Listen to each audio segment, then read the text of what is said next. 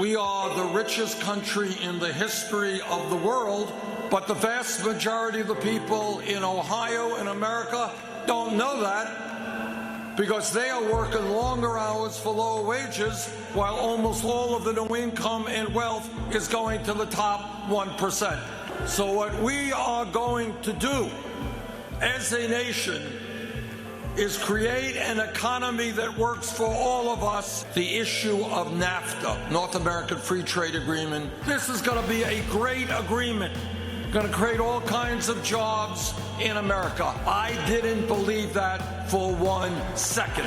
American workers should not have to compete against people making pennies an hour. Now, one of the major differences between Secretary Clinton and myself is she supported virtually all of those disastrous trade agreements. History will record that my vote was the right vote. Her support for those trade agreements was absolutely wrong and devastating. Over the last 10 months, we have received for our campaign over 5 million individual contributions, more individual contributions than any candidate in the history of the United States. And you know what the average contribution is? Brilliant. This is a brilliant group of people. $27. This is a campaign of the people, by the people, and for the people.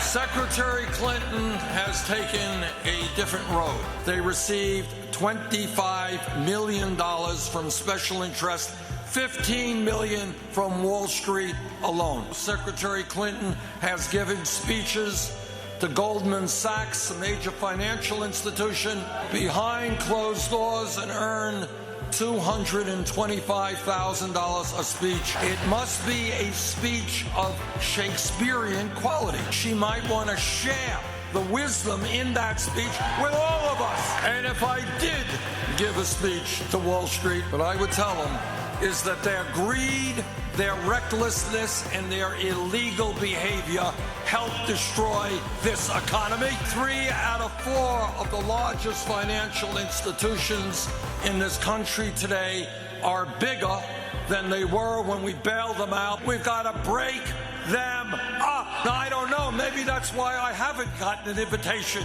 from Wall Street, whether or not we should go to war in Iraq. I voted against that war. Secretary Clinton heard the same evidence that I heard. She voted for that war. So I think when we talk about foreign policy, one of us applied good judgment, one of us didn't. It is crazy to tell millions of people that they're going to have to be paying off student debt for decades for trying to get the best education they could.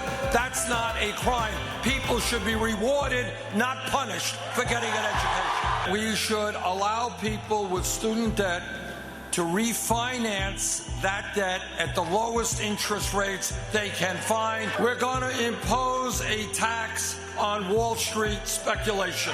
Today in America, we have a corrupt campaign finance system. Corporations make billions of dollars a year in profit, stash their money in the Cayman Islands and in other tax havens, and don't pay a penny in federal income tax. That's a rigged economy. We're going to raise the minimum wage to $15 an hour. We're not going to cut Social Security. We're going to expand Social Security benefits. It is unacceptable that this country has more people in jail than any other country on earth. We are going to invest in education and jobs for our young people, not jail and incarceration. Every decent person in this country, black, white, Latino, Asian American, whoever, are sick and tired of watching videos of unarmed people or an African American being shot by police officers. Substance abuse and drug addiction are mental health issues, not criminal issues. Instead of arresting addicts, we need to get them the treatment when they need it. The debate is over. Climate change is real. I strongly support legislation in the Congress that guarantees every family in this country 3 months of paid family and medical leave. Health care is a right of all people, not a privilege. Virtually every poll has me beating Donald Trump, often by double digits. And in fact, almost all of those polls have us beating Trump by a wider margin than Hillary Clinton. Bringing our people together, black and white and Latino and Asian American, gay and straight, people born in this country, people born abroad. Bringing us together will always trump dividing us up.